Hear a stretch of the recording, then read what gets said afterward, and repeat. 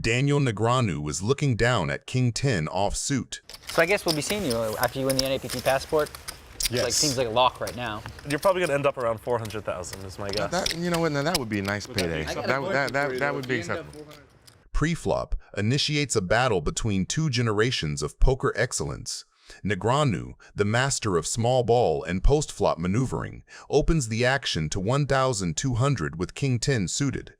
It is a standard open for Negreanu, designed to play a wide variety of boards and out-navigate opponents later in the hand.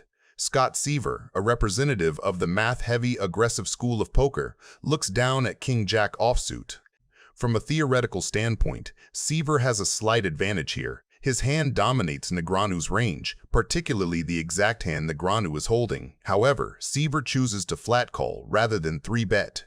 Have you been watching? Tony folds up to Viffer. Wow. I would never fold this hand, but the new and improved Daniel? Folds. The new Daniel. There's a new version. 3.0. Yeah. Just wait till I lose. By just calling, he keeps Negreanu's range wide and uses his position to control the size of the pot, avoiding a scenario where he isolates himself against a stronger hand like ace-king or a big pocket pair. True to his aggressive nature, Negreanu fires a continuation bet of 2,000. He is telling a story that he holds a hand like ace-queen or a set, trying to deny equity to hands exactly like Seiver's. Scott goes nowhere. He has a piece of the board and position on the opener. The turn brings the ace, a miracle card for Negreanu. He leads out for 6,200, betting for value with the current nuts. Seiver, staring at third pair and possible gut shot straight, decides to just smooth call. Raising here might balloon the pot and isolate Seiver against stronger hands. By calling, Seiver keeps the pot manageable and can make a decision when he sees whether the river is favorable to him or not. The river card is the 10, and it is the great equalizer. Here, Negreanu makes a signature move. Checking is a deceptive play designed to induce a bluff or a value bet from a worse hand, like 2-pair or a set of queens. He is hoping Seiver interprets the check as weakness or a give up. Seiver, seeing the check, decides to go for thin value. Negreanu, having trapped his opponent, snaps it off. The showdown reveals the irony. Had you for a minute. Yeah. Hard to hold off Scott Seiver. Yeah, King Jack. I'm getting at least half. Did he say King Jack or King? Hellmuth is looking down at pocket fours. Preflop begins with a sequence that illustrates exactly why Hellmuth is the most frustrating player in the world to play against. Peter Jetton opens the action to 2,000 with ace-queen, a standard aggression from a young pro. Makhija, sitting with pocket kings, wakes up with a monster and puts in a textbook 3-bet to 6,000. In a GTO world, the action should end here for most marginal hands, but Hellmuth, holding pocket fours in the small blind, decides to cold call the 3-bet. This is a move that math-heavy players despise. He is playing set or fold, out of position against a range that crushes him. You might be the tightest player at the table, Lucky. What? I thought you'd be the most aggressive. Best hand I had all night was 2 9s. This is like bizarro poker, man. Jetton calls. You're playing like Hellmuth, and Hellmuth's playing like you. I don't know what's going on there. The flop falls low and connected texture that misses the pre-flop aggressor's high card range, but connects dangerously with the type of garbage hands Phil is known to defend. Here, Hellmuth deviates from standard strategy entirely. Instead of checking to the aggressor, he leads with a donk bet for 10,500. This bet is psychological warfare. He is effectively asking Makhija, do you have an overpair, and are you willing to lose chips to find out if I have a set? Holding the kings, he cannot fold, but he also cannot raise without isolating himself against a set of 7s or 5s. The turn brings the 2, a card that adds significant equity to Phil's hand. He now holds a pair of 4s and an open-ended straight draw, needing an ace or a 6 to make a straight. Phil switches gears and checks, likely sensing that Makhija is ready to fire.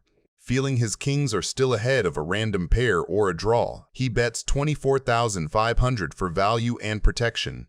Phil's call here is loose. He is chasing a draw on a board where he could already be drawing dead to a set, but his stubbornness and perhaps a sense that the poker gods are with him keeps him in the hand. The river is the ace, the ultimate money card for Hellmuth. The dynamic shifts violently. Phil, having backed into the nuts, leads out for a massive 48. From Makhija's perspective, this is a nightmare. The ace is a scare card and connects with the board's runout. Furthermore, Phil's line lead flop, check call turn, lead river, is incredibly strong. Only Phil Hellmuth can look into your soul. So know if you have it. It represents a hand that was trapping on the turn and is now extracting maximum value. Makhija looks at his pocket kings, which have now been downgraded to a mere bluff catcher. Oh, Phil. It's a close spot. He's still trying to pick something up off of Phil. All right, Phil. You can show me a bluff. Mac folds. If he was bluffing, he'd be smiling right now. So, believe me, he would love to show you that bluff. If Phil Hellmuth was bluffing with his muffin, you could definitely read his poker face. Tony G is looking down at 5-4 offsuit. How does it go? Today is a good day. Oh yeah, that's the Ice Cube song? Yeah. Preflop sets the stage for a classic clash between mathematical precision and pure chaotic feel. Scott Seiver opens the action to 1,200 with pocket queens. It is a premium hand that demands value. However, waiting in the wings is Tony G, a player who thrives on making his opponents uncomfortable with unorthodox holdings. Tony looks down at 5-4 suited. Played a little ball, messed around, and got a triple-double. A hand most players would muck against an early position raise and decides to make the call. He is looking to crack a big pair or outplay Seiver on a low board. What did I just do there with my brain? Change my mind 4 That times? seems no good. Where's the confidence? To the flop. The flop comes a texture that appears safe for Seiver, but secretly connects with Tony's garbage hand. Seiver is trying to start the trap by inducing a bluff. Tony G is happy to oblige, firing 4,000 into the pot. Cannon, having missed completely, gets out of the way. Seiver, holding the overpair, makes the call. He is comfortably ahead of Tony's range, but by just calling, he allows Tony to see another card. Here we go. The turn card is the queen, a card that sends the hand into the stratosphere. By checking the turn, Seiver gives Tony a free roll to the river. He fails to charge the draw, assuming his set is invincible. The river is the ace, the most disastrous card in the deck for Scott Seiver. While it looks like a safe card that might have given an opponent top pair, Tony G, realizing he has backed into the nuts, fires a value bet of 10,000.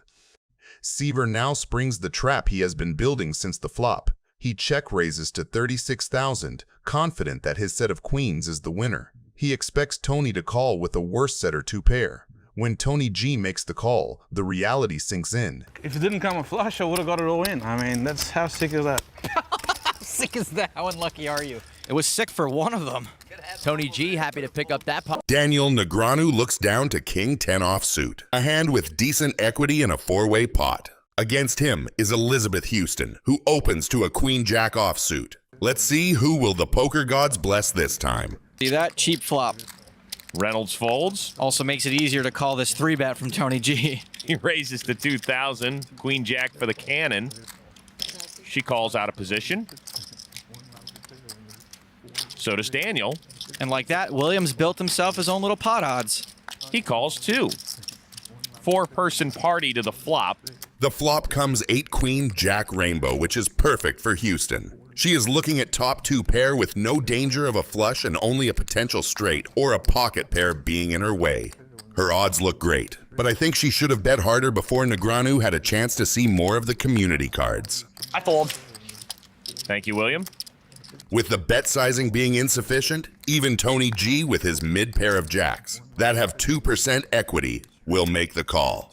The turn delivers the 4 of spades. Looking at the board Things couldn't have been better for Houston. Pocket 4s would have probably folded, same as the pocket 6s from earlier. But she is still afraid of the flush and straight draw. That's why she fires a bet for a bit over half the pot, which I think will be yet again not enough to get Negreanu off his hand. Daniel's checking out her stack, knowing she probably has something strong enough to lose it all if he does make the nuts. Negreanu casually calls her $15,000 bet as predicted. But at least Tony G and his adventuristic jacks are gone. Now let's see what the turn will bring for Negreanu. And it is the ace. What a cooler this will be at the end. That's Daniel's gin card, and this could get ugly for the cannon. I expect her to bet here. Now she checks. Somehow she knew to slow down. Daniel's got the nuts. Let's see how much he thinks she'll pay off. 50. If Elizabeth has watched the show at all, she would know Daniel doesn't bluff raise the river very often. No one does. If Elizabeth makes this call, she'll have less than 30,000 remaining in her stack. Call. Ouch. She sees it. Damn it. Vanessa Rousso is looking down on pocket aces. Pre-flop, this looks like a routine spot that secretly sets Vanessa up for maximum pain. She opens to 1,000 with aces, the dream starting hand, and gets flatted by Lex on the button with king 4 of clubs. Suited king in position versus a single raise is completely standard for him. He is not trying to make a monster. He is trying to play pots and lean on people post-flop.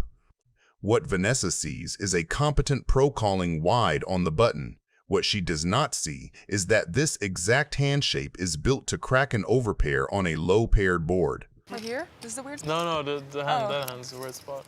The flop comes king 4-3. For ranges, this is a disaster for Vanessa and a celebration for Lex. She still has the overpair advantage in theory, but in practice his flatting range includes all the suited king X and random sets. He decides not to get fancy and leads 2,500, a small, confident attack that says, "I connected." With top and bottom pair, he is miles ahead of all her one-pair hands, yet still vulnerable to overpairs and bigger kings, so betting to define the hand and start building a pot is perfect. The turn brings the queen, which is one of those cards that helps the aggressor's story more than it helps anyone's actual hand. From Vanessa's perspective, it is a brick. From Lex's seat, it is time to defend from the possible king-queen. When he fires 7,700, he is saying, "I still have it, and this board keeps getting better for me." With top and bottom pair, he is now comfortably ahead of every overpair. The only real disasters are sets or slow-played king-queen. Vanessa again just calls. That second call is very telling. She is no longer trying to protect aces. She is explicitly putting Lex on a king or a bluff and deciding to ride the hand down as a bluff catcher. The river pairs the 3, and that seemingly harmless card quietly locks in the cooler. Lex's kings and 4s are now counterfeited. When he bets 18,400 for the third time, the line is completely coherent. Oh, sick river. Unbelievable. Pretty good with these rivers with aces. Tony G is looking down on ace-jack offsuit. Pre-flop. This is one of those spots where the seeds of disaster get planted before anyone sees a board. Tony G opens the pot with ace-jack offsuit, exactly the kind of hand he is happy to lean on the table with. He is there to apply pressure, not to wait around for premiums. Seiver calls with king deuce of hearts, a loose but very on-brand suited peel against Tony's wide-opening range. He is looking to tangle, take flops, and make Tony play post-flop. With these two, Too easy.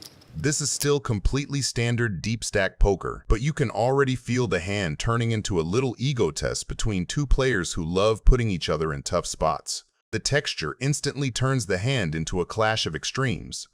Tony has the nut flush draw with ace-jack, plus a gut shot to the 10 and 2 overcards to Seiver's weaker one-pair holdings. Seiver, meanwhile, has quietly flopped top and bottom 2-pair on a monotone board with no club in his hand. It is a dream and a nightmare at the same time, massively ahead of all the bear club draws and random kings, but stone dead if anyone already has a made flush. I'm all in. Scott's all in. Tony calls. Run it once again, or? Yeah. Okay. He has 2 pair. He has the straight. The straight for sure. Tony, you have a straight. No. You have a straight. This is, again, a too many outs syndrome. I wish he just had ace-jack no club, but then I'd be in trouble. Ace-jack with a club, though? Too many outs. Dude, it's unbelievable. Jack on the turn. Okay, now it could be an Outs. ace, jack, 10. Like I said, this is way too many outs syndrome. Way too many outs. The river.